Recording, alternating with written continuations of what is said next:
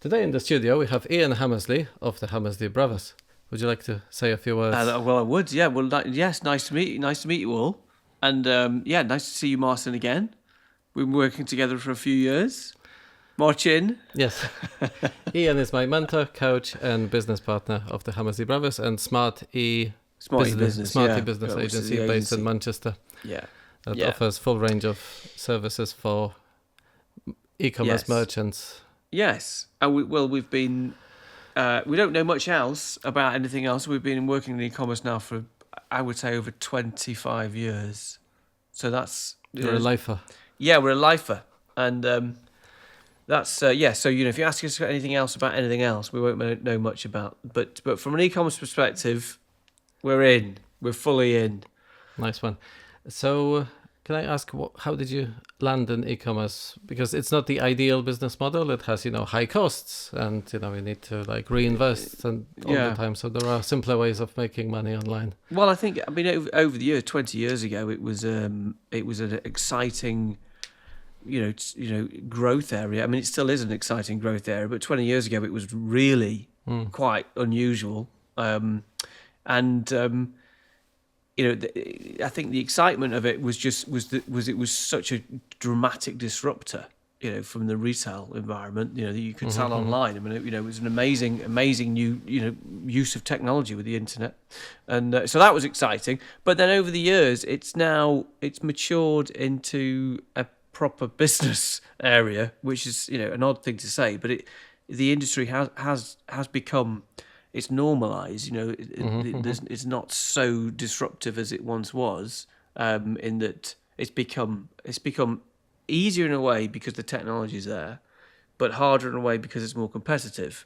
Whereas 20 years ago, just by being online was your competitive advantage. Now it isn't. So if someone's looking to create a side hustle, get some additional money, and would you recommend e-commerce as a potential vehicle to get to that goal, or? Well, funnily enough, Mark and I were talking about this recently, whether or not you pick, should you pick an e-commerce business that you're passionate about, or something that you see, a great, a market gap, and the reality is, really, you have to find something commercially that makes sense, i.e. that the maths work. I mean, it depends. You've got to make a bit of profit, haven't you? So. Lots of the people that we work with over the years come to us. I'd say there's two main reasons an e-commerce business would come and work with us in our coaching program. Is either that they are trying to give up their day job and they're trying to do e-commerce for the full time. I'm a success story of that, so thanks for helping me. and there's a lot of people like that who are have a successful career. And they want to, but they're not quite earning enough. There's a point where they've got to, in order to, give their family, what they need. But the other side of it is people who are in e-commerce who want to scale, who are already in, like you now. You're now doing, a couple of million on the way, and you want to take it to the next level. So you've done the first goal, which is you've given up your day job. Yes. And you've got past that. You've got consistency, and it's now taking it. But there's a lot of people like you, and the nice thing is, when you are, from your perspective, the goal was something more than just have a great e-commerce business. It's a lifestyle. My goal was, we haven't had an opportunity vehicle, and I didn't know what the hell I was doing with it. So I needed someone to tell me, this is promising. Start doing this, give up on that. There's an opportunity here. Focus on this. Ignore all these shiny distractions. Yeah. And it's really sped the progress up. Yeah. Really dramatically. Yes. Because I thought that having a good ROAS, high ROAS was really good. Yeah. But it really isn't, because you're growing much slower. Yes. Yeah. But that's the. I think there's one or two things. I think we were talking about the coaching before, and how I think if you can try and figure these things out by yourself, and maybe, and I think inevitably people do. I mean, when we worked together, probably a year and a half ago, a couple of years ago, you're a smart guy, and you figure these things out, but it just accelerates that knowledge. Yes, Maybe it would have taken you 5 years to get to the point that you achieved in that's right. 6 months. Because business is like an engine and also a system. So everything relates to each other and affects each other. Yeah. But also the engine has to run on fuel. So the more you put in, the faster you go. But also the faster you'll have to Yeah, and I refuel think again. yeah, you're absolutely, and I think you look back, and once you've figured it out, and you look back and you go, they were the things that we did that really made the difference. And once you've known that, then you can replicate that again. So you could go, well, maybe it took you, it takes people like 5 years, and when they get to the fifth year point, they look back and they go, well, I could have done that in a quarter of the time if I'd just known it was this, this, and this, and that's really what tends to happen. Yeah, that's exactly it. But also there's a flip side to it. So sometimes people have an opportunity that's not really great. So I started a second supplement website. Yeah. But the numbers just didn't work. Yeah. But I saw it after 6 months and shut it down quickly. I think that's didn't pursue it. Really key. Yeah. It's really key that a lot of times I hear people quite often who will say, "Oh, I've had this great idea for this e-commerce business. It's going to be amazing." And I go, "Okay, tell me what it is." And they'll tell me, and they'll say, "Oh, well, this is a true story. There's a guy who I know, who's good mate of mine, and he sells. He said, I've come up with this great paddle for kayaks. Oh, okay, yeah. Right? It's this unique kayak paddle, and it's it's designed. It's got this different play. And as he's going through this, and he's been he thinks it's going to be this most successful worldwide e-commerce business. And I'm thinking in my head, what's the average order value? What's the margin? What's the Well, I know the lifetime value will be very low. What's the lifetime customer value? What cost of acquisition we could be? And I'm going, bad, never going to work. And so I think to understand the maths of what a margin is and what the lifetime customer value is and how what your cost of acquisition can be, because ultimately it's a business. The business is supposed to be a profit, and there are certain businesses that are easier to scale, and certain. It's generally with any business, but particularly with e-commerce. You could look at the outside of two businesses, and one of them could be doing really well and scaling and really growing. One of them could be really suffering, dying, cannot grow, and you can't see it from the outside. And it's nothing to do with how shiny and sexy the brands look. It's nothing to do with how good the team is. But people like us can tell. Like I sent you the other week, there was a jewelry brand wanting to sell, and we had a bit of a back and forth. We looked at the numbers. The profit was really good, but the lifetime value just wasn't there. So. Yeah. Well, that's exactly right. Yeah. It was really interesting. That in fact, it was a good little lesson, isn't it? You found an e-commerce brand that, because we So for anyone who doesn't know, there's a website called UK Businesses for Sale. You go there and look for e-commerce, and things will come up, or just look for your niche. Yeah, but it's actually quite interesting to do that, because you can see which businesses are available to buy, and there's lots of different ones, and then how they come up with the valuation is quite interesting. But we looked at that, and we could we would look at a business that we would want to be able to scale. That's right, yeah. So with underutilized potential. Yeah. Whereas this jewelry brand already had maxed out email marketing. It had really professional photography. It had everything going for it. And was shrinking year to year. So not growing. That's anymore. right. And they were very seasonal. Yeah. Of course, seasonal, which is nothing wrong with a seasonal business, but they were already running it at a 250 ROAS. So for every pound, they were getting £2.50 back. No lifetime customer value, good margin, but very low lifetime customer value, because gifting is notoriously quite tricky with lifetime customer value. So we couldn't instantly go in and go, well, we'll just do this and do this. It was slower. What we would have wanted to see is an e-commerce business that wasn't spending enough. That's got a ROAS of 10 and they could operate at a 3. Even better if the website's shitty, they do no email marketing. Yeah, that's and it. There's all these untapped potential in the business that we can help unlock. But coming back to the, your question you were saying is, should we pick, is e-commerce, All right. is e-commerce, we completely went around the houses on that question, but is e-commerce a good business to be in? And I mean, there are few businesses that allow you the flexibility because you can run them from anywhere, you can run them from home. And the interesting part of it is what's changed, I think, in my career is that 10 years ago, if an e-commerce business was doing 5 million, you'd need a big team. You'd probably have 20, 30 people at that.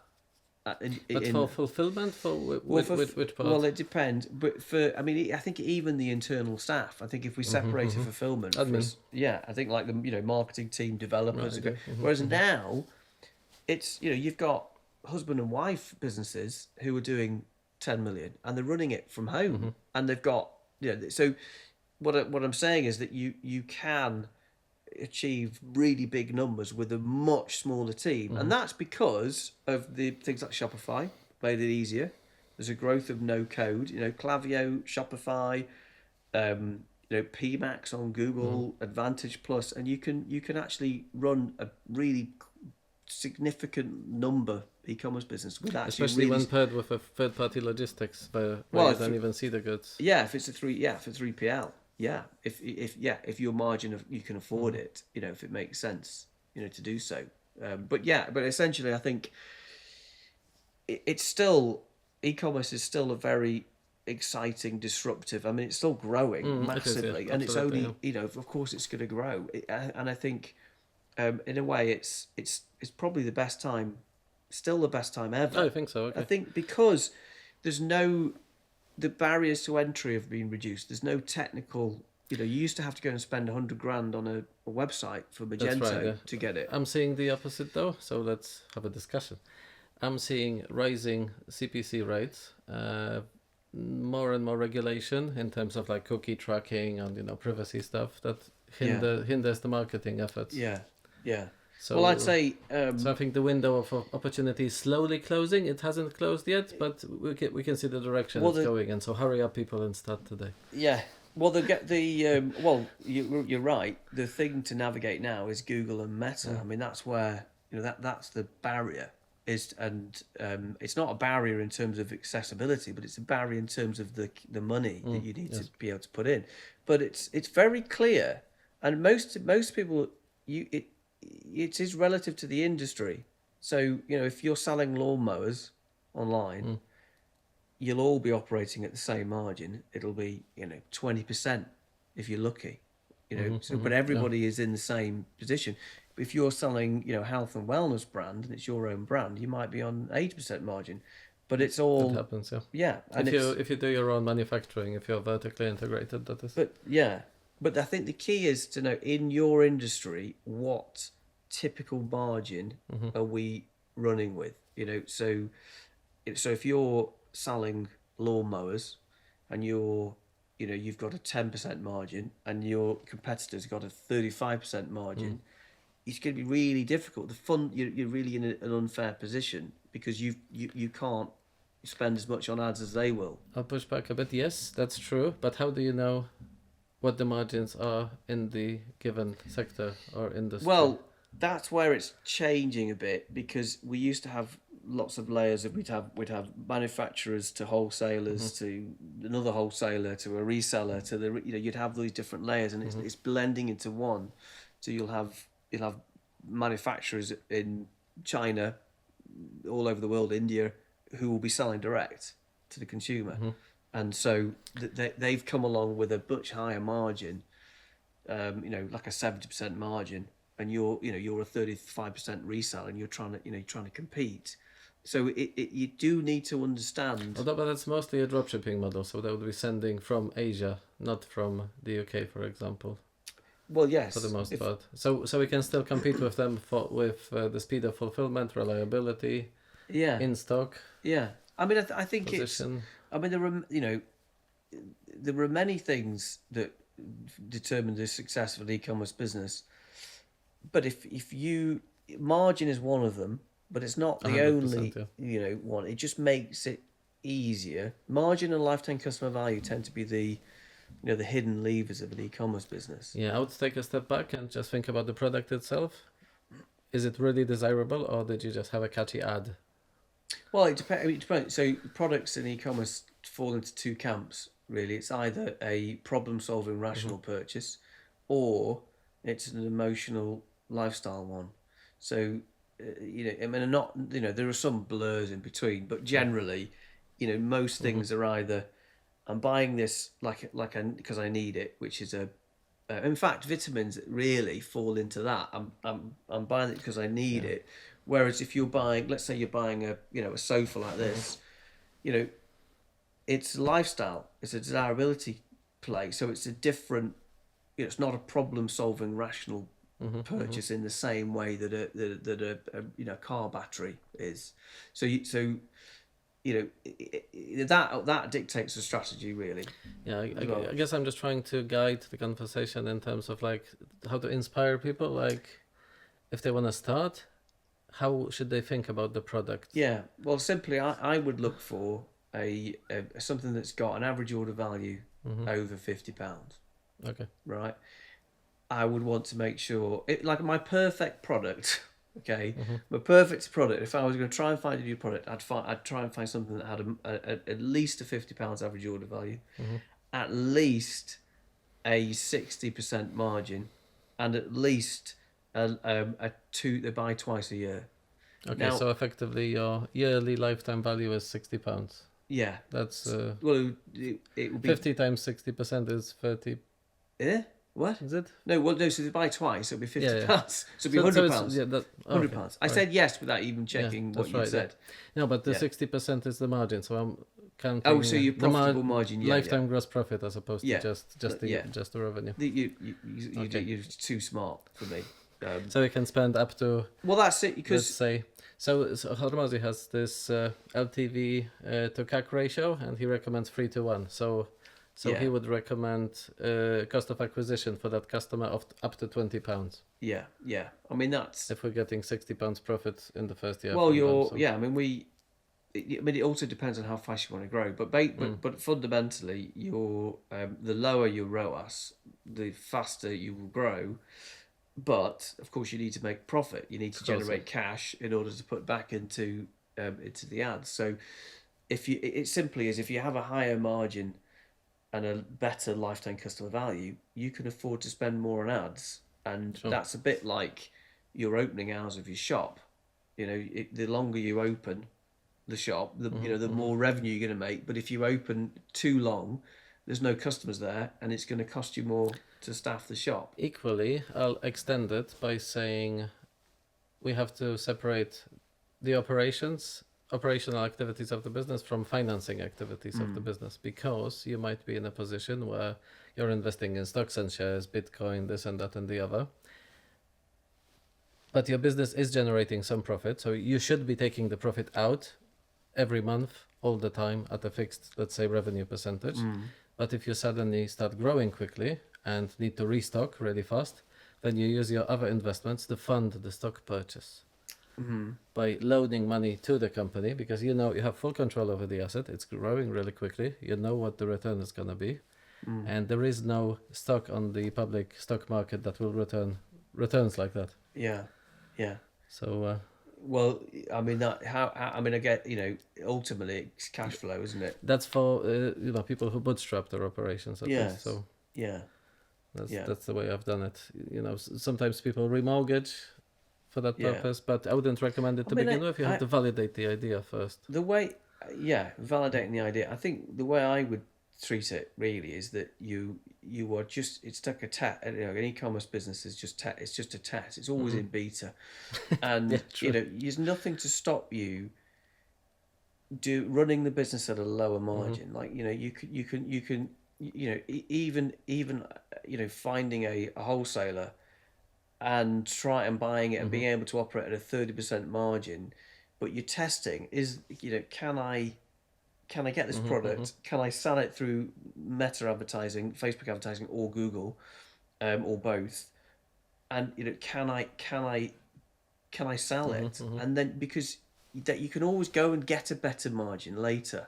True. You know, so the goal often You know is what I've just done? to prove. When I wanted to set up a store with these sleeping aids, like nose strips and stuff, we started off talking to people on Alibaba, like suppliers, you know, design, packaging or whatever. Yeah. But I had a second thought. I just bought a bunch on Amazon and tried to sell them in my own store. Yeah. It flopped. Yes. So we could, Yeah. effectively shortcut like 6 months of effort work. I mean, and that's, it's you want to be able to get prove something. Can you sell it in the cheapest, most cost efficient way? So there's no problem with the technology because we've got Shopify that's easy. There's no problem setting up Google Ads and Meta Ads because that's very straightforward.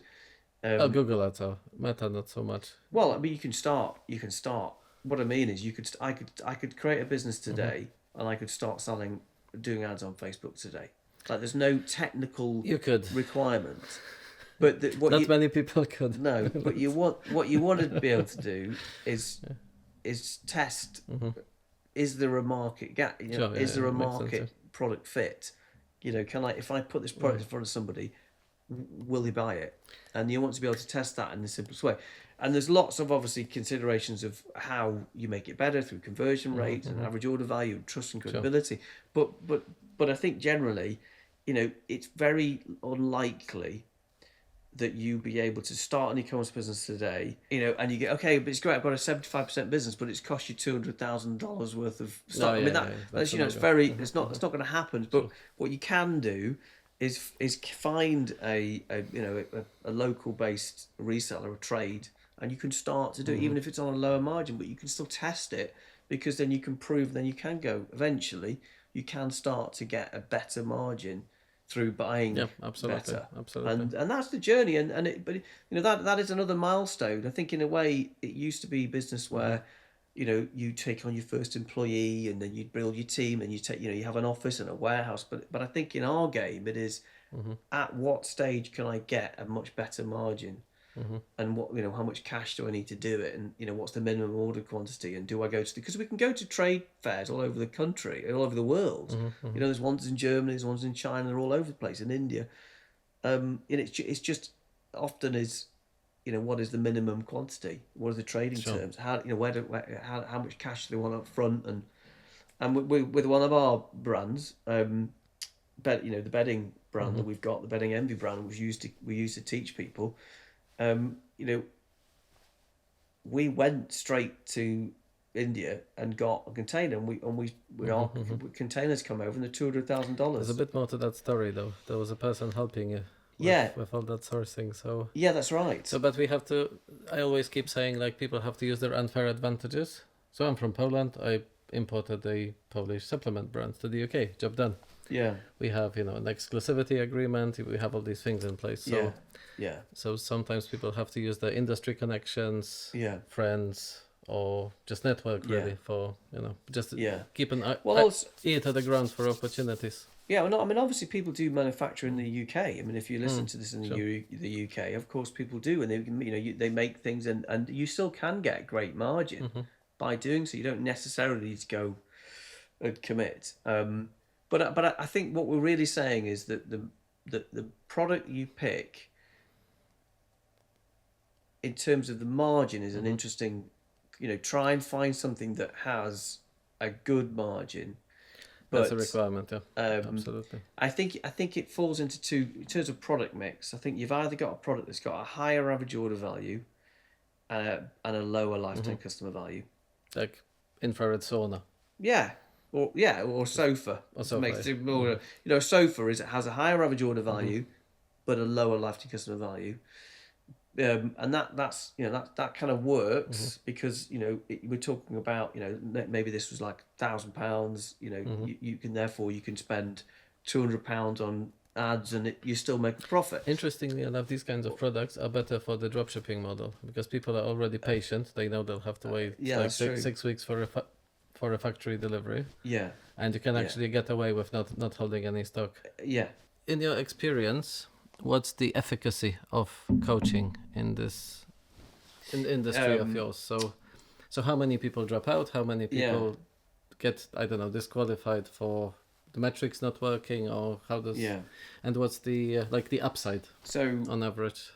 Yeah, well, but the idea is that we have two levels. We have level 1, level 2, and level 1 is they go through the fundamentals, and it really is trying to help people not make silly mistakes like finding fundamentally finding a product that has a low average order value, low margin, low repeat, and so. But I would say that Mark and I are fairly brutally honest with people. Selective on the way in. Well, I don't say selective, but we Screening. Well, let me say. What I'm saying is, if somebody comes and wants to work, comes onto the program, and their business just fundamentally isn't right, we'll tell them straight away, sure. and we say, look, you're going to find this very difficult because, maybe they've got a low average order value, and they've got a low margin, and they've got no repeat whatsoever. So fundamentally, it's gonna. There's no amount of coaching or no amount of mentoring or workshops that is going to make any difference, right? Your fundamental business is flawed. So the business come back with another idea. Yeah. So stop what you're doing, and let's try and change the maths. If we can change the maths, can we increase the lifetime customer value? Then obviously we'll do. But some businesses are really tricky. The lifetime customer value tends to be determined by the industry and the product you're selling. But so to be honest, it's quite unusual for us to do that. To send someone away. Yes, okay. It's That's quite unusual because most people figure it out by pretty quickly. I think you have a criteria of revenue on the level 2 programs, don't you? So that's an automatic filter. If the business is shit, we'll never reach that level to begin with. You have to do consistently 50k a month, £50,000 a month. You have to be as a consistency. And thanks for letting me in. I was doing like 20k when I joined. Yeah, so. you were very polite. You were very polite on the phone. Thank you. But I think but your business, you had some Repeat lifetime customers, customer value, so there was something there. It should be able to scale it, and but so it's really us turning around to the businesses and saying, look, our advice is always, if this was our business, what would we do? Cool. So if someone's considering joining the coaching program, you can let them rest easy that it will be most likely a good investment, because if it won't be, they'll get turned away. You won't even take their money. Yeah, exactly. Cool. We won't even take the money if we don't think that you can scale it. We won't do that. Our coaching and programs are all born from one objective only. It is truly to scale. Our objective isn't for us to have an amazing course. Our objective, we do.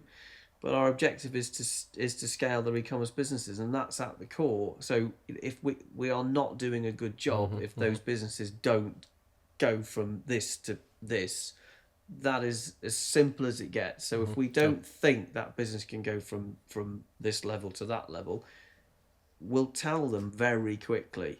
Cool. It's all common sense. So if you cut off the 10% at the top and 10% at the bottom, what's the average growth rate you enable people to achieve year on year, for example? Well, it's a difficult question. Well, that's why we're cutting off top and bottom. Yeah, well, but if you've got, if you might have have one business that's got a 20% margin, one business that's got an 80% margin. They don't need to grow as much to get a profit. But it also depends on if you're running it as a lifestyle business, Sure. Or you're running it to sell and to scale. I mean, so the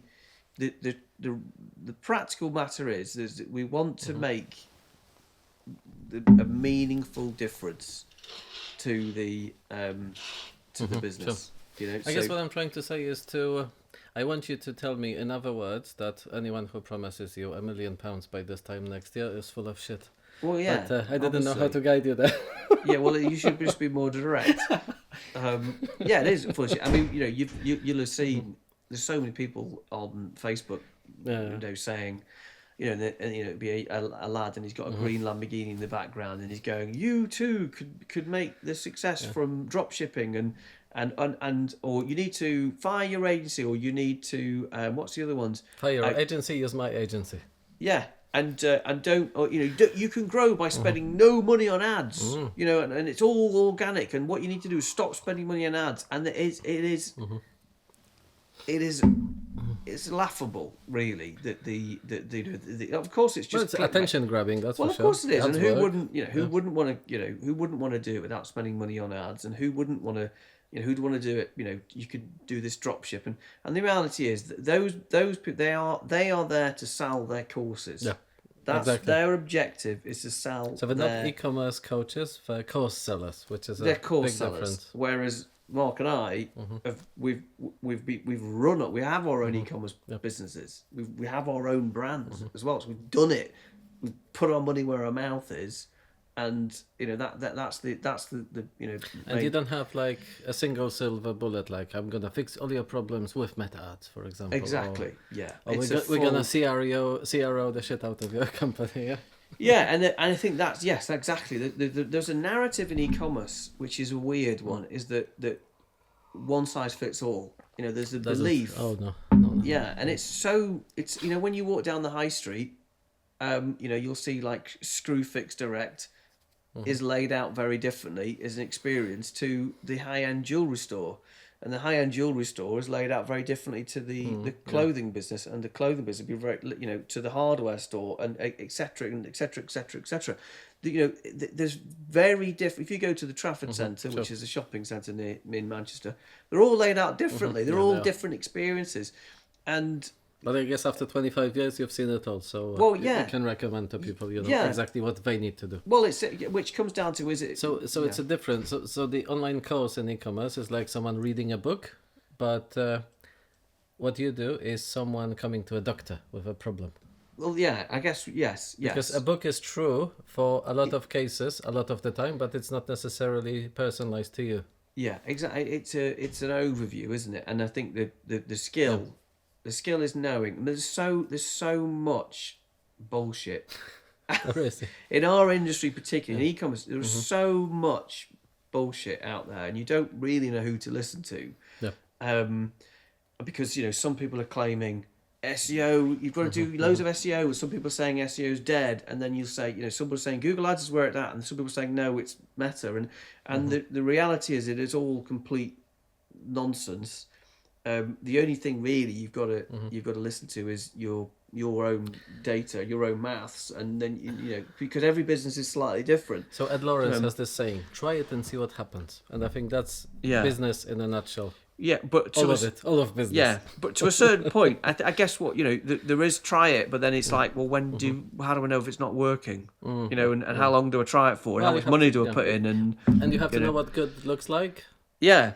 Well, it's interesting is what the real constraint is for most businesses in e-commerce is like the true constraint. Because I always ask people when we first join, or we have we're just having a little chat, and I always say, what's your constraint? Like why are you not growing? What do you think the constraint is? And they'll often say things like.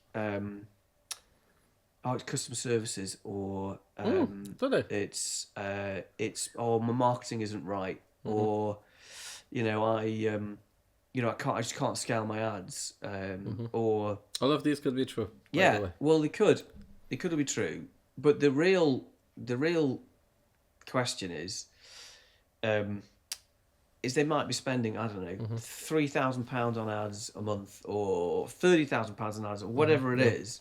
But often they don't know what they should be paying to acquire a customer. They haven't worked that out, and that's the first thing. LTV to CAC ratio. Yeah, it's so we show people the margin calculator, which we basically go, okay, if you put your margin in and you put your lifetime customer value in, then this is the cost of acquisition you should be aiming for, and. So often an e-commerce business will go, well, we try and scale our ads and it never works, and we put money in and our ROAS drops, and but it's like all that matters is the difference between your ad cost and your revenue that's coming. They could also be right. Maybe they just run out of a hot audience. Well, it could be that they are advertising in the wrong platform. Maybe they're advertising in Facebook and they should be advertising in Google, or the other way around. You know what's very interesting? So it's just the nature of advertising and life in general is you look at your peer group and there's like people mountain biking. And it's the same group years and years and years upon end. And you're like,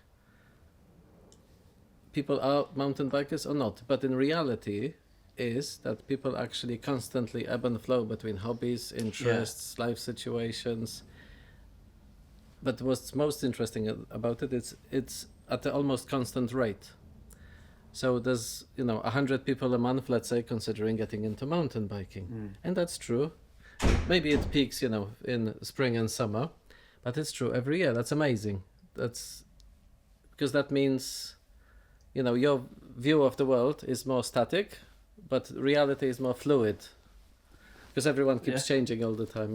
Well, they drift between hobbies, don't they? And I think that's quite mind blowing, because I thought, like, if we let everyone know about something, they already know, but that's not true, because you won't reach everyone. They won't necessarily read the message. We have to communicate over and over again, and effectively turn them from cold to tepid to warm and hot into buyer. I think the surprising thing that most e-commerce brands don't know, and obviously with Mark and I, we've seen thousands of e-commerce businesses. I mean, I have access to hundreds of Google Analytics accounts and Shopify accounts and cloud. So we see so much, but the thing that's consistent is often quite a lot of e-commerce businesses is they're recruiting new customers most of the time.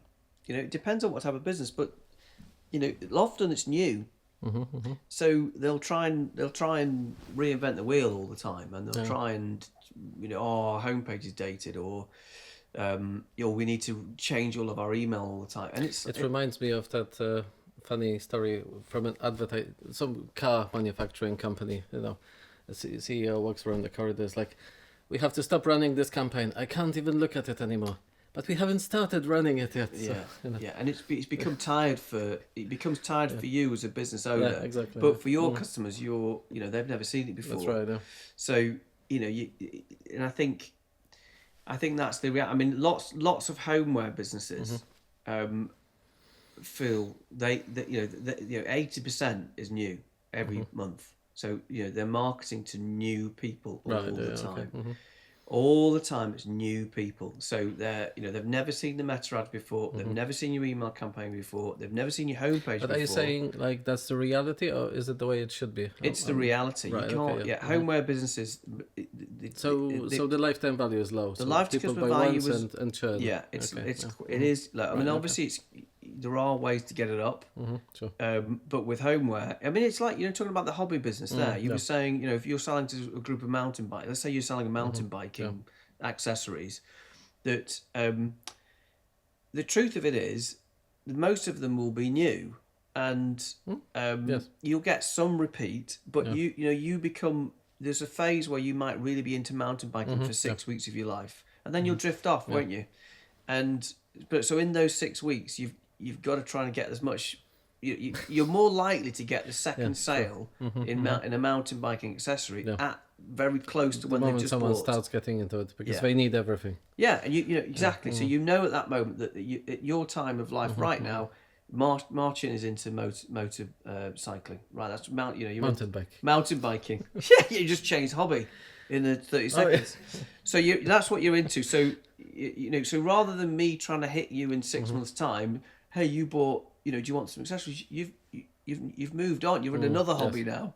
So it's much better if we can hit you at that time, and also try to get if I can get another £50-60 off you at the same time of the purchase through an average order value upsell, probably more chance I can get, rather than trying to get lifetime customer value up in 6 months' time and get another £50 off you. I stand a better chance of getting that there and then at the time. Sure. So, and there's no difference between £50 extra on the sale today, or £50 later. In fact, I just get the cash up front, which means I can put it back into ads and I can scale.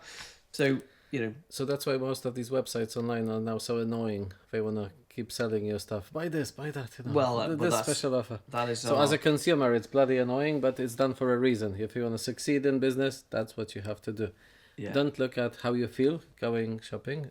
Look at what successful stores do.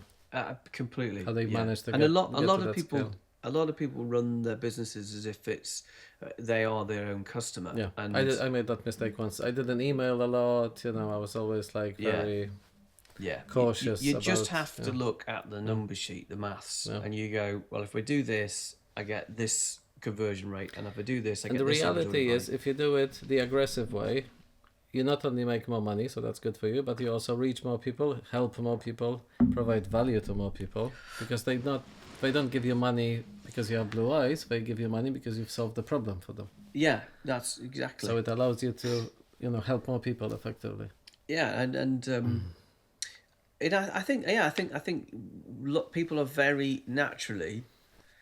I've heard this so many times, where I say, look, you're not emailing enough, or you need to do an event, you need to do a sale event, you need to have an offer architecture, you need to do this, and they'll say, yeah, but our customers are not like everybody else's, so this might be. You know what the comeback to that is? Do you hate money? Yeah, that's it. Yeah, do you hate money? And they often listen to their customer services. So you're running an e-commerce business. Let's say you're doing, I don't know, a couple Sorry, of. I almost spit my coffee. Yeah, and they're doing, you're running an e-commerce business. You establish, maybe you're doing, £500,000, and often one of the things that the founders do is they run the customer services as well, Right. and that's a bit of a pain. It's a soul-destroying thing. Because of course you're then. One customer will say, let's say you're being much more prolific with your email, and you're doing, you're saying a lot more, you're being a lot more frequent, you've really increased it, and you get one customer that says, I don't like, you've sent me 3 emails in the last, month. Yeah. And then what you do is you stop emailing because of one customer. We get some of that, but it's typically 1 per 10,000 people being emailed. Yes. So yes, you exactly. have to give it a weighting of 1 in 10,000. You have to put the moaning customers have a disproportionately loud voice in your head, and you've got 100%, to you have to move that to one side, and you've got to look at the big picture, and that's the difference between the smaller e-commerce businesses and the bigger ones is often in their approach to marketing and ads. They will be spending more money. They'll be emailing much more aggressive. I mean, just take email alone. The bigger brands, they during like Black Friday, November, they'll be emailing twice a day. Twice a day, they'll be emailing. Yeah, Holland and Barrett is notorious for that. There's so many emails. My God, we just get so much. And so, whereas the smaller brands will be like, no, we don't want to upset the customers. We don't want them to unsubscribe. And it's like, well, they're not exclusively only buying from you. They can go and buy from anywhere. So have you seen people's inboxes? What they actually look like nowadays? What do you mean, the email inboxes? Service? No, email inboxes of average people. Oh, I mean, it's just They're just full of shit, basically. Yeah, it is. It is full of shit. So you have to keep emailing them to stay on top of that pile of shit. I mean, and you. Sorry. No, it's it's true though. At the end of I mean, we obviously as a customer we on board, but I think with email is that you can often email more at the right times. So what I'm saying is don't email all the time, sure. or every day, but you email like in there's 2 scenarios. They might go back to the mountain bike accessory. The right time to be emailing you would be when you're browsing, like when you've got a prospect, when you're looking, when you've just bought. In basically a 6-week period from when I get your email, I'd email really hot then. But also, and then also don't do it when I turn up for work at 9 o'clock on Monday morning. No, you do it when you're on your phone in bed. Exactly. So timing is crucial. Yeah. Do you know what the best performing email of last year was for us? No. New Year's Day. New Year's Day. Well, New Year, new you. Everything's shut. New Year, new me, and people got paid and stuck at home. Yeah. Yeah. Great yeah. combo. So It doubled, Yeah. the sales versus all the other campaigns. yeah. Have you ever tried to sell a Christmas tree in July? You watched my YouTube videos, all of them, haven't you? Or maybe I listened to all your podcasts. Yeah. Yeah. Well, basically, you can't. So No. you have a natural rhythm to most products you're selling. Some of them are seasonal. Some of them are. Like Father's Day, Mother's Day. Gifting periods. And it makes a massive difference. And the general rule is that you get a much, much, much better return on your efforts and your money when you push harder during your peaks anyway, rather than so you have a business that has peaks and then it has troughs. If you spend more money in your peak, like in let's say you're a seasonal business running into Christmas, you'll spend more and you'll get more. Whereas if you're trying to get people to buy in their low points, Yes. so let's say it's a when I say this, it's so bloody obvious, right? It's so straightforward. No, because people think like, oh, the sales have dropped, I have to spend more on ads. Yeah. And so, like, take the example, so if you're selling, I'm pointing out there, but people don't know why I'm pointing, but there's a lawn. Okay. It's a garden, right? So you can't sell lawnmowers in, like, January. No. Nobody wants them for Christmas. But in the summer months, you've got a season of like probably May to September. That's when you can sell lawnmowers. If you try and sell lawnmowers at any other time of the year, your cost of acquisition is ridiculous. The best thing you can do is just pull back. You lean back. Go on holiday. Go on holiday. Exactly. Go on skiing holiday. Don't panic. Yeah. But and that's there's a huge shift of conversion rate during certain times of the year. Like you said with January, that's a big moment where everything starts to work. Interestingly enough, for supplements, even December's a bit crap because people prefer to buy presents than supplements. But January, absolutely, it just unlocks the whole new level. And it was a big.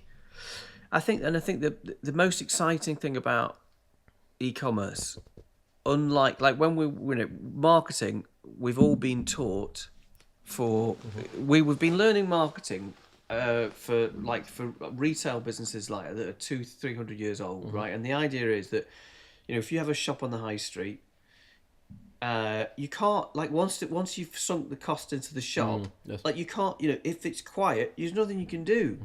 You just have to wait for customers to come past. And some days it's good, and some days it isn't good. And it's whereas in e-commerce you can expand and contract the business by spending more or less on ads according to the demand. So you could effectively. It still doesn't make people magically more interested in it. So if it is low season, then your CPC will go. Well, the conversion rate will just drop. Conversion rate drops, which means that your return on ad spend drops.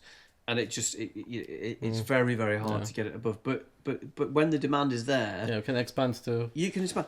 So you could effectively, let's say you had a shop on the high street, and you're in your busy period online. By spending more on ads, you could open a shop in Leeds, Manchester, Liverpool, and then you can go back down to one again, and you can do that overnight. You can expand and contract, and that's a real difference between an e-commerce business and anything else, is that you've got the ability to expand and contract, and the centralized cost base as well. So you only pay for one set of warehouse.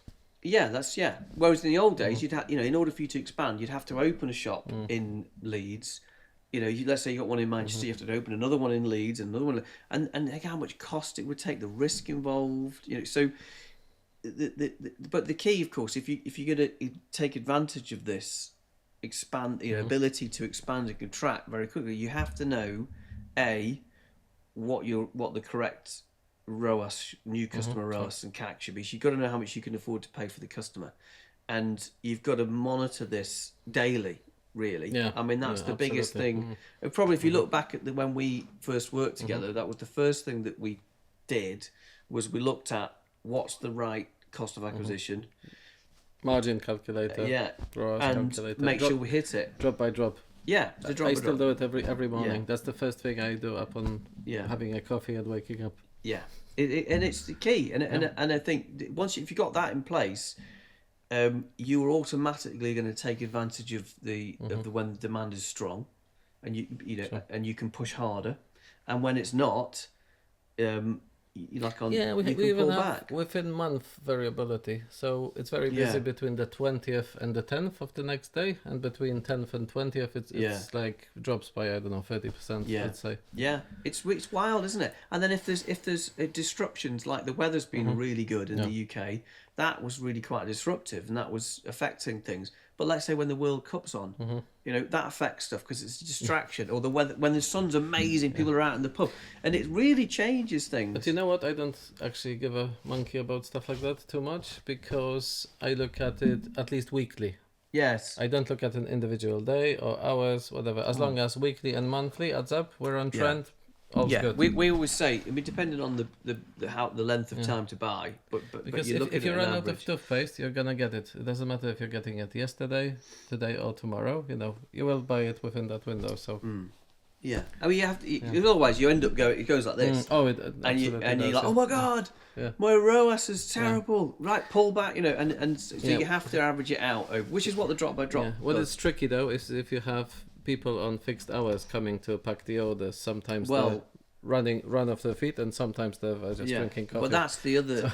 that's the other interesting thing is when you add your fixed costs in. What often can happen is an e-commerce business will come and they'll say, we're not making any profit. We're unprofitable, and they'll then go, we need to cut costs. And then what they'll cut is the things that are easy, which is their ads. And then they go, oh my god, we're making even less profit. And because they've kept the fixed costs the same, and they've now got less orders, so of course they're making less profit. So you have to factor in the fixed costs, and that then shows you, look, you're going to need to spend this amount in order to get past. So speaking of that and what you said earlier, I can... many things, but I just want to say, classify something. So if you're turning over up to $1 million a year, what should your fixed costs be in terms of qualitative? So the goal Do you need a marketing agency? No. Good. Definitely not, and that's no. Our philosophy is that you should be able to do it all yourself. What about email agency? No, you should be able to do it yourself. Okay. I have an email agency. Where our learning has changed over the years, we used to treat conversion rate like a very much mathematical. Like you check your add to basket, and if your add to basket is less than 10%, it's below par. And then if your basket to order rate is less than 40%, it's useful to have a number, right? It's very useful to have a number. But if in terms of then what to do, the 6 dominoes of e-commerce was trying to help people understand how I do improve the conversion rate, and it goes through the basic. So it's not necessarily about benchmarking your number against a group of peers. It's about implementing your 6 dominoes and seeing how they affect these numbers in your own store. It is ultimately, and because the problem with benchmarking is you could be comparing yourself. Like, let's say you're selling sofas and they're £1,000, or cars. Of course, your add to basket rate percentage is going to be much lower than somebody who's selling vitamins who have lots of repeat.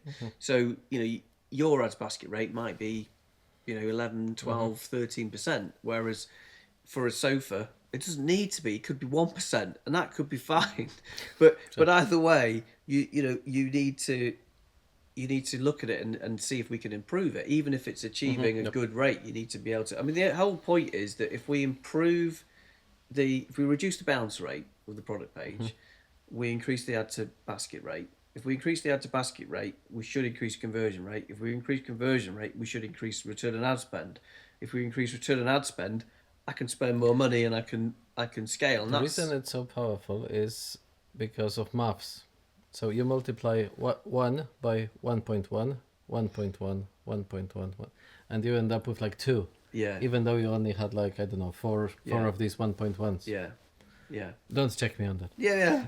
No, but it is fascinating. It is. I think it's effectively compounding. Yeah. And if you get the same vein, if you increase your conversion rate by 15%, your traffic by 15%, and your average order value by 15%, you get a 50% growth. More than that.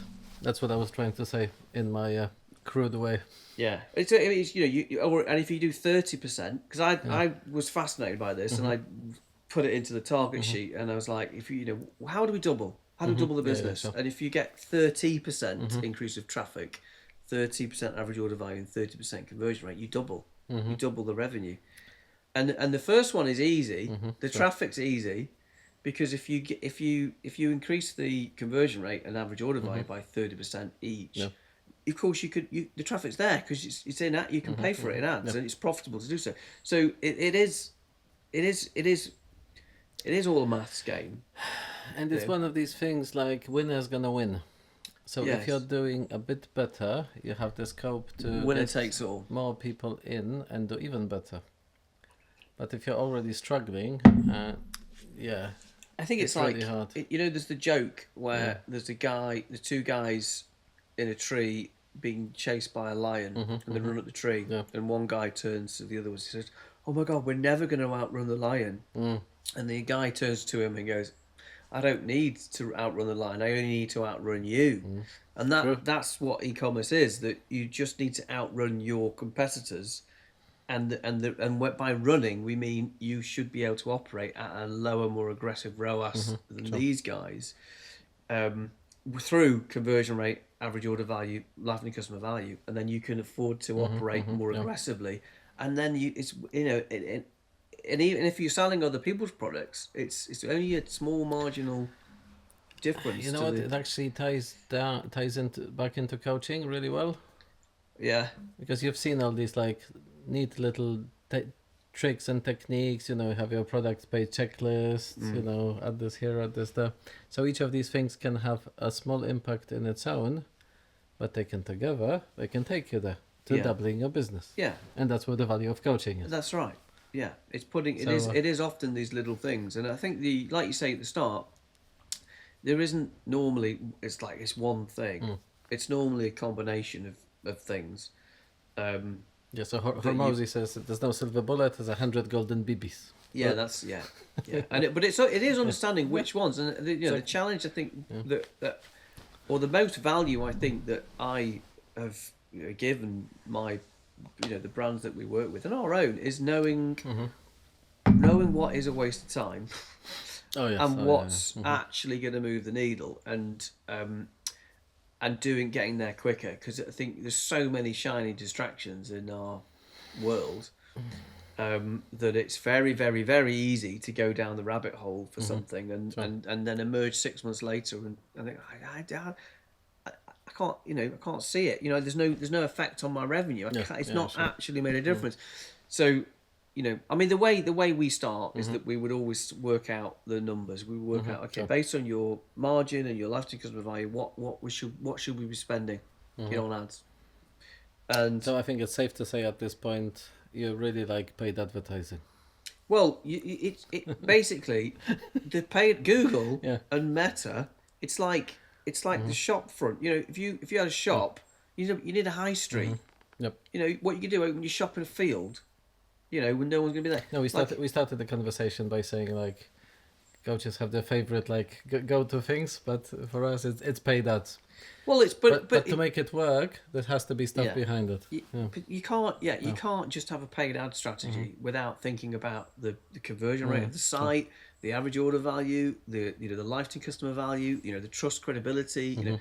It's the whole thing. It's just that the paid ads have become the high street for e-commerce, and it's like if you want to start a shop in a local village that has very little traffic, the rent's lower, right? If you go to London and you get a shop on Oxford Street, there's a lot of traffic, but the rent's a lot higher. So you're kind of going, well, how would I pay for the rent on Oxford Street?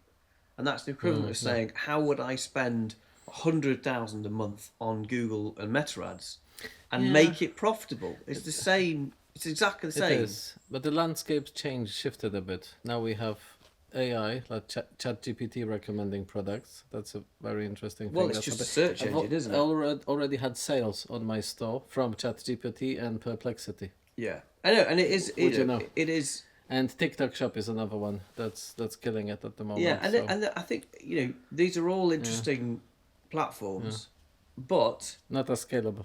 Well, I would say stick to one. Or maybe these are shiny distractions. I don't know. Yeah, well. I mean, from my perspective, is I just go, can I get a better return on ad spend? Because what typically happens is you'll get to a point with Google or Meta where you are spending, and eventually when you spend, your ROAS, your return drops. Yeah. You know, and so the what a lot of people think then is, I'm going to go and spend some on Google, or I'm going to go and spend some on TikTok, or I'm going to spend some on, or the Bing, which is what I think that's what's powering ChatGPT's search. Okay. Yeah, I think it's Bing, which is why people's Bing results are going up, because it's using that. I didn't notice that.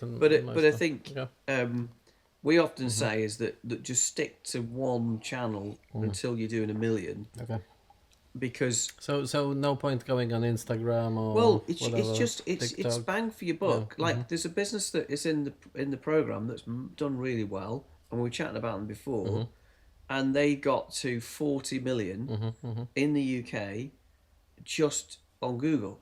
Nice. Right, so there's no multi-channel strategy. Right, okay, yeah, sure. It's Makes just sense, yeah. it's just Google. Now they're starting to do some Meta, but it depends on how what businesses are we trying to run. Sure. Makes sense. Do you want 1 million? It's like you don't need to complicate it. If you're trying to get to 1 million, I mean, like our brand that we've started as our coaching brand, the bedding store. We've got that to 3.5 million, and it's Google, and it's not, we haven't done much Meta because we're lazy, and we're busy, but we don't need to because we're hitting our targets. We're hitting the numbers we want to hit profitably. So, we are very time poor, but it's interesting how people often think, well, I'm gonna. I need to be doing Google. I need to be doing Meta. I need to be doing TikTok. I need to be doing Snapchat. I need to be, and they're basically becoming very tired, and they're a busy fool. Yeah, I did notice like a bunch of these ecom profiles have like 1,000 followers, maybe 2,000 followers on these platforms. They post for a while, then give up. It's really hard to find. It depends on what business you are. Like consistent. If you are a founder, like if you are you're on Instagram and you're creating a brand out of yourself, and you let's say you're an interiors brand, and then it makes sense, right? You've got an audience around you, and it's you are a very powerful asset to the business. But if you're selling something like a replacement fridge hinge, you're not going to go and do Instagram. Right. But I was more talking about any organic coffee brand or something. People just try to come up with some like infographic type images, shove it on and it's Facebook. They have like 3 likes. I don't know. No, it's true. You have to. You've got to. I think the thing really. I guess what I'm trying to say. I don't know who that social media is for. Who would benefit the most from starting posting, and what's like the timeline it takes to build up any following? And is it even a thing still? I don't know. Well, actually, what you're talking about, organic, social media. I mean, 10 years ago it was great because it was free. When you look at brands like Boohoo, the Boohoo guys and ones like that. I mean, they launched it when it was free. No. Facebook had no paid ads in it. It was free. And so obviously it's changed now. But it's it is all appeal to place. I think probably the biggest thing to say would be that you are going to grow by stealing market share. I mean, and that's the reality. So advertising. Well, what before we get to that, but you have to think about how you can be just slightly disruptive in the space. So let's say you're selling a coffee brand. It's not that if people buy from you. It's not you're stopping them buying a coffee brand from somebody else. So who are you competing? Is it supermarkets? Is it the Nescafe Gold Blend instant, and you're selling this this new organic coffee?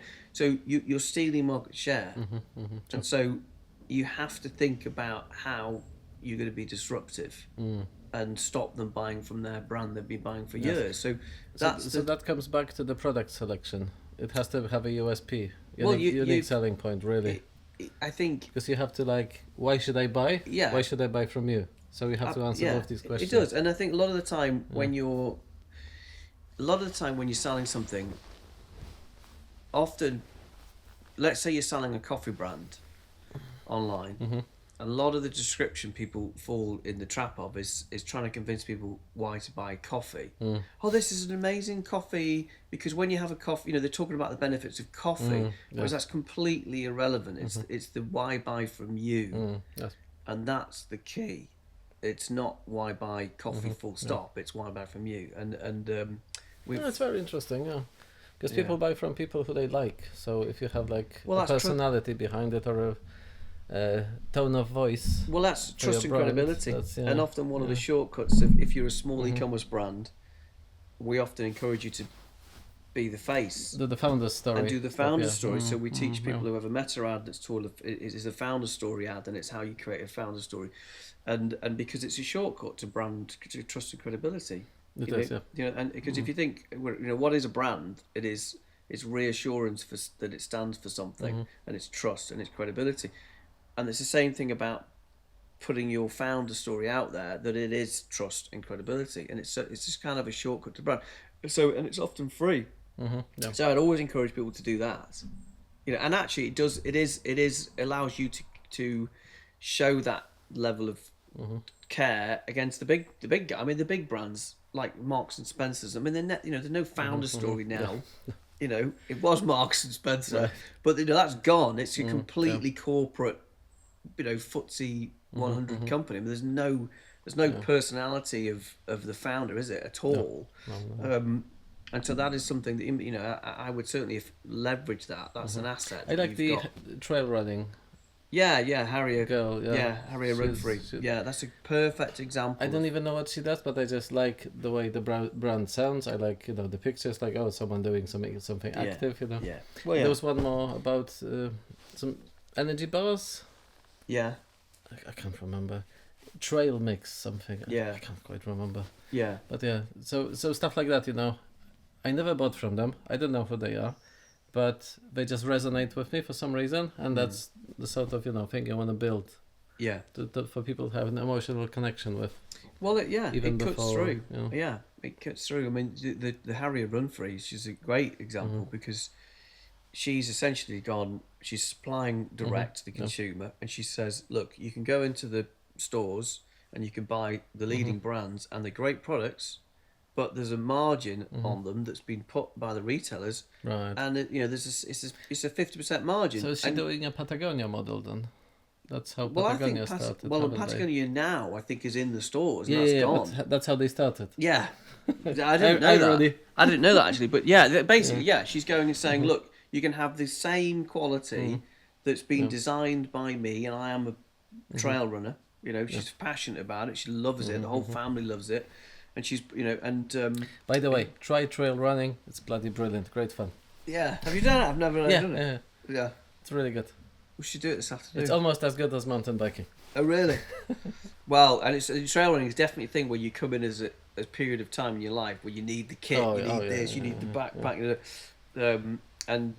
But yeah, she's done it really well, and she is one of those businesses where she's not actually had to spend much money on ads, and so that is really interesting. But she's done it through creating a following on Instagram and YouTube, and she's done it through telling a story.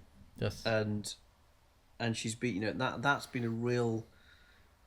But you have to have a story to tell to begin with. And she's got a good story because she does. She's an entrepreneur. She's a woman. She's trying to come into trail. The sport was dominated by men. So there's a lot of goodness that's come out of what she's doing, and it's also she's tapped into the transformational effect of women going trail running and. Achieving things that never been thought that they could achieve. Won't go into the whole men-female thing. That's less off topic. Let's not get cancelled this week. No, not yet. But going back to your point, she's leveraged what was free in her business, which was her. Yes. And that's given her a real boost. It's instant trust and credibility. And she was very good at talking about the product and how.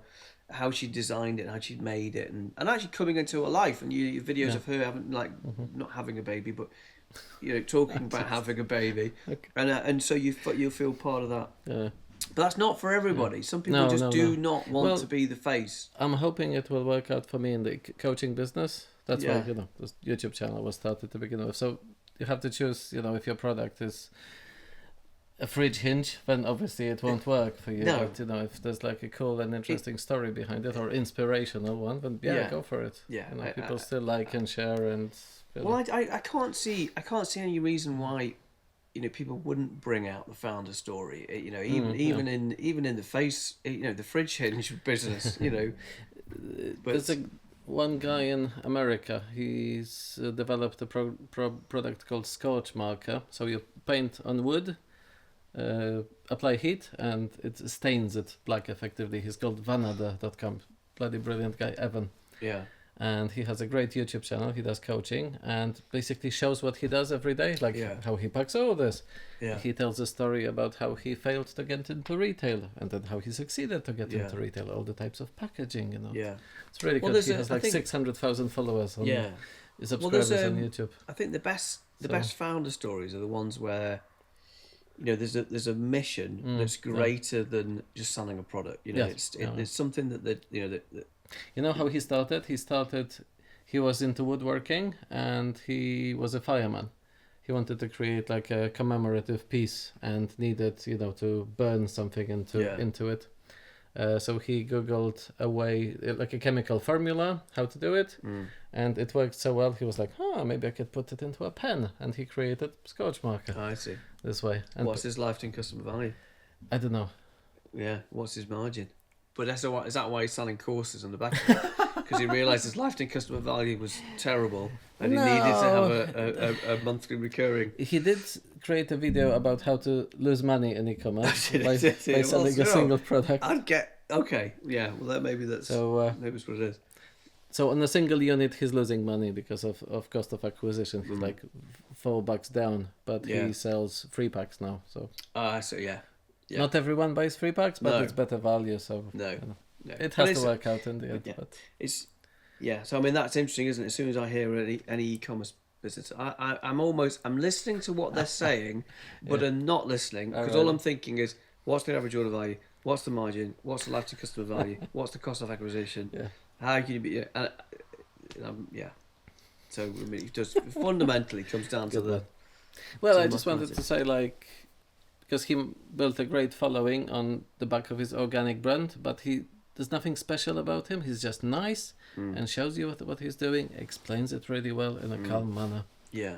And is successful. Yeah. It's like that's all it takes now. Well, I think we said this yesterday. We were chatting, and then it takes time if you're going to do that on YouTube or Instagram or Facebook. It does take time to build momentum, and it is a long-term game, isn't it? It does take a long time.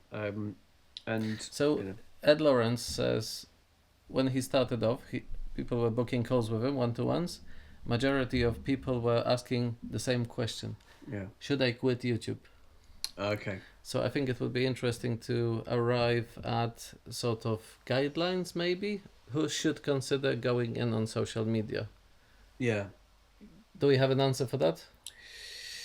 Well, there is a benchmark that we teach people about if you're running ads, when to quit them. Okay.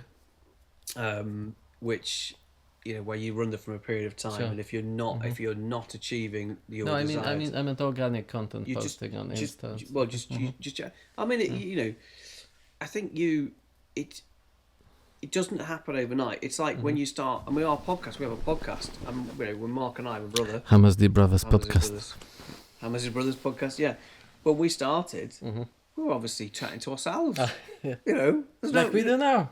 Yeah, exactly. It's still the same. It's only our mum and dad. I'm just visiting Ian, just happened to brought my camera here, so hello. Yeah. But so it is a long-term game, but it's also doesn't cost you anything. No. It's a very, and if you enjoy talking about it, like Mark and I do, we chat anyway. Yeah, so we might as well record it. So there's no no problem there. But it is a long-term game, and lots of people will do it, and they'll put loads of effort in it, and then they'll get nothing, So, and then they'll stop. Yeah. So you have to. I think you got to do it for at least a year before you start to see But I'm any. also wondering what type of product is better suited to it, or. Well, I think that's the same thing as whether or not you should advertise on Google or advertise on Meta, and if it's like there's certain products that just do not work on Google at all, and there's certain products that do not work on Meta at all. I'll give you 2 examples, if you want. No, I want to know who should consider. So advertising, I know, but I want who should consider going on socials. Yeah. Like if your product has this and that and the other, you can try. But if it's then don't bother. I think do we have anything like that, or? Well, if you are, let's say you were like a homeware brand, like an interior, you're selling stuff for the house, or it's stuff for the garden, or it's stuff for doing, maybe your garage. So inspirational stuff, aspirational lifestyle. Yeah, it's hobby stuff, and there's people that will follow you on Instagram because you are an interior designer, right? So you can get followers generally by putting content out there, but if you are somebody selling any hobby related business, you can do that. You can do those. It is anything like any sports, like kayaking. There's lots of ability to go. Plenty of cool footage you can capture for that as well. Whereas if it's non-hobby, like hobby businesses, it's pretty obvious. You can do that. But if it's clothing, that's quite tricky. Right. Clothing is quite tricky to get people to follow you on Instagram. Anything that is a problem-solving, rational business, like a car battery, you can't do. Yeah. Right. Okay. So I think the hobby lifestyle businesses is more likely to go. Yeah. How about organic coffee? Go no. No, I think so. No, I don't think so. No, okay. I don't think anybody's going to follow a unless it stands for. I think the health and wellness is it's not impossible, but it's you can just think from your own traits, like what you're interested in. I'm interested in old classic 911s, but so I'm following people who are talking about Porsche 911s because that's what I'm interested in. Sure, yeah. Well, I listen to Huberman, but I wouldn't follow like supplement brands or whatever. I just don't care. No. I mean, the supplement brands are grow. I think you know way more than me, but I think there's the American podcasts. They talk about the new trends like ashwagandha and whatever that is. Yeah, and lion's mane is another one. There's loads of them, and they're creating this big trend, NMN, that kind of stuff. Yeah. Big trend, and everybody's coming online to try to find it, and it trends like this, and then it goes like that, and then they'll come back. And then we saw one with it's not lard. It's the beef fat. Tallow. And work with a client in America, and it just went like this. It's massive. It's like this. It came from nowhere, and it's for skin. It came from nowhere, and it was huge. And it's like, how long is that going to carry on for? Who knows? It might be bankrupt by this time next year. Well, it could. It might people keep try like it, this, hate it. It's too greasy. Or never buy it again. You smell like like a cow. Perfume. Yeah, but these things happen. That's it. Kind of comes. We call it like the Netflix effect. Right. Yeah. Sure. And we call it the Netflix effect because there was a documentary about mushrooms years ago, and we had a client that was selling these particular brands of mushroom extract, and it just went literally nothing, and it went boom, and we're like, what the hell happened? Looking at his number sheet, what the hell happened? And he went, there was someone on Netflix did it. You know what? I worked once with a guy that was featured on Dragon's Den. So exactly that happened. Was he a failure or was he? No, it was autosave height adjuster for your seatbelt, like a little plastic clip thingy. What's the lifetime customer value? What's the margin? It was 20 years ago now, so I won't tell you much. No, but I saw like this big spike and then nothing. Yeah. So it's very interesting to see it. It just can't. So I think there were certain types of brand, like there's that's the way to do it for a health and wellness brand is to be, well, also to see what the trending is. I mean, I'd go into Google Trends, Yeah. and I'd look at what's trending like this, and pick that and find those brands. I mean, it's but it's. I think if you boil it down, I think it's if you follow the rule of common sense, it's pretty sensible. Like if you're selling a problem-solving, rational purchase like a car battery, Instagram and Facebook is not where you should be. Yeah.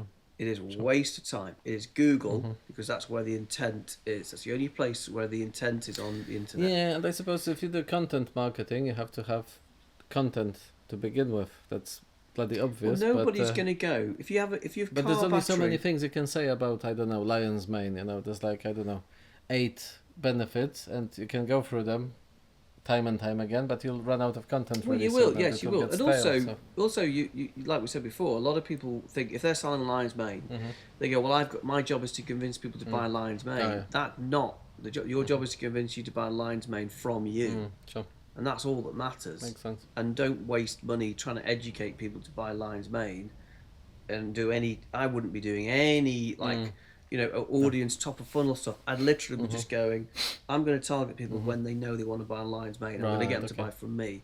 Okay. And I'm going to do that through evidence of trust and credibility and really understanding demonstrating why ours is better. The problem is with health and wellness brand is you can't touch it, feel it, use it. All you've got to go off is what other people say about it, which is why trust and credibility is so important to get out there. Marketing is, it's a whole field. It's a subject, Yeah. There's university courses in it, so there's not a lot we can say in 20 minutes that will be groundbreaking. But wrapping it all up, rewinding, in your career as an ecom coach, what's the lowest hanging fruit for most of your clients? Like an 80-20. Okay. Well, the lowest hanging fruit is 100% the same for everybody, and it might not be the answer people want. What people will be wanting me to say is, you need to, there's this new app you need to download. Right. But like I'm going to say the answer is really the first thing, the lowest hanging fruit before you do anything in terms of optimizing anything is that you need to understand what your cost of acquisition should be. So effectively treating it as a system and the business engine, so cash flow engine. So essentially, if you are running your ads or you're not running any ads at all, let's say you're running your ad and you're getting a return ROAS of 20 times, so 2,000%, right? Yep. Whereas when you look at your margin calc and your lifetime customer value, it says, well, you could operate this business really profitably at a 400 times. So the lowest hanging fruit is to spend as much until you hit four times, right? Okay. That's the lowest hanging fruit. So do that immediately, right? And then make sure you're carrying that throughout the seasonality, right? So that's the lowest hanging fruit. Once you've done that, then you're into conversion and average order value. How about email marketing? How do you rate that? If there was a lowest hanging fruit, it would be around email marketing. It's almost as if we worked together. It was. So it's a planted question. Exactly. One of the things with email marketing is that people go, I've done all my flows, I've got my flows, spent ages getting my Klaviyo flows right, but the thing they neglect to understand is that they don't capture enough emails in the first place. So it happens all the time that people they'll go, done all my flows, and I'm only getting, and we'll check how many the pop up, and they're getting 2%. Speaking of which, I know we've done a workshop on that. That was $100. Yeah. Did you come? I didn't know. Okay. But would you tell me or us? Yeah. What was on that workshop? Well, it's basically talks about how you get emails. Talks about the different strategies for getting emails. So what works for me is a simple pop-up, but the offer is not a linear discount, it's a monetary value. Like you get £10 off when you spend £40. Yeah. Am I doing it right, or should I change things? If your average order value, I mean, it depends on, sometimes the default people do is they do, hey, get 10% off. Yeah. You're welcome to get but it's invisible. And it tends to perform very badly. In terms of you don't get enough email addresses at all, it just erodes margin. So you have to do something that gets a much bigger multiplier. So sometimes we leverage the an outlet clearance category. Sometimes we we'll push in your case we would push a monetary amount because it's better. But you have to test it and you have to experiment. But I think there's the one thing when you go into Klaviyo or MailChimp or any of the pop-ups and you look at your email form submission and it'll go excellent. Oh, okay. And it's the reason why it says excellent is because everybody is terrible at it. So you're comparing really bad metrics, and it's just going, oh, this is fine. And so we the goal for us is that at least 10%. So unless you're getting 10% of the email, and one of our brands we got 20. Nice. So we've got 20%, and so we're capturing like about 300 new email addresses every day. So it's about seven in one of our businesses. We're getting about 7,500 email addresses in a month new. Nice. So when we go and do an event, a sale, we've got 7,000 people that are new every month. So it makes such a difference if you get that right. So that is the lowest hanging fruit. Is in fact, I wouldn't even bother doing my email flows. I wouldn't even just bother blast the campaign until you've got your email capture up to 10%. Sure. Then there's no point doing your flows because no one's getting the bloody flows. You're right. So it's a waste of time. I can relate to that. So I'll just say we tried a spin to win, wheelio.io. Oh, yeah, you went. It annoyed a few people, but the net effect was it didn't really give us more signups. It just cannibalized signups from the other pop-ups.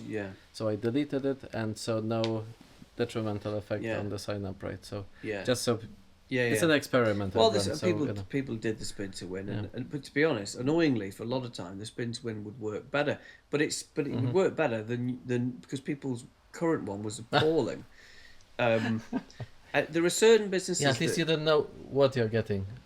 Whereas with the other one, you know you get diddly squat. Yeah, well, I mean, there are certain businesses where email is more important than others. So the higher the average order value, the longer the length of time to buy a sofa again. Yeah, sure. Right, £1,000. You take 45 days to just start to buying a sofa.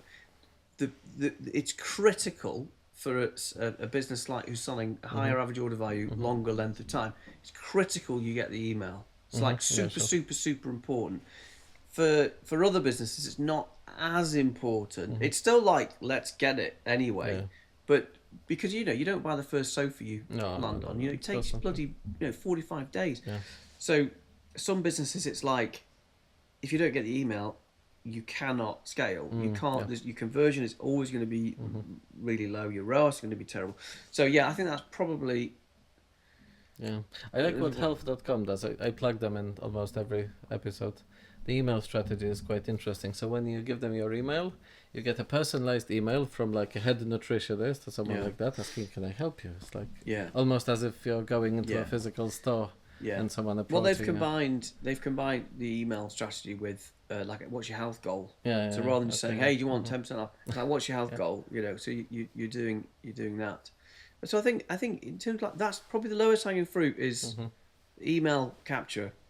Because it's free. The best return on ad spend or ROI of any marketing in e-commerce still is email. It's still ridiculously cheap compared to Google and also it supplements all the other channels. It just makes Google work better and Facebook work better. And no one has any attention span these days. So if you send them that email, chances are you're gonna. It's just a prompt. Nudge their brain. It's a nudge, isn't it? It's a nudge for the almost buyers. It doesn't work in isolation. It works. It's the almost buyers, and but then I think the other low hanging fruits is the basics like making sure that you've got an in-stock tick, making sure that you're saying when it's going to arrive. If you've got next day delivery, you need to, as an option, put that next to the add to cart button. What's your returns policy? Put that, it's putting the basic things where they can see them, and that's the sixth domino of e-commerce. It's all obvious, common sense stuff that lots of people miss. Like one of them is on the mobile, on the product page, they miss the breadcrumbs at the top. There's no bloody breadcrumbs, so you can't find where the hell you are. And then what's that going to do? Massive bounce rate. You're going to go back to Google or Facebook, wherever you come from. So there's and get penalised. And get penalised because So and then the people go, "How come my ads don't work?" I said, "Well, yeah, but look at your site. I mean, it's appalling. You're not. No one knows who you are. There's no trust and credibility. There's no breadcrumbs. There's no in-stock tick. There's no idea where I'm going to get it. There's no returns policy. There's no one. This be the first to review this product. You have to take responsibility. It's a two-pronged attack. You've got to have the right traffic and the right ads on the right platform, but then when they get there, you've got to make sure they convert and the average order value is appropriate. Cool.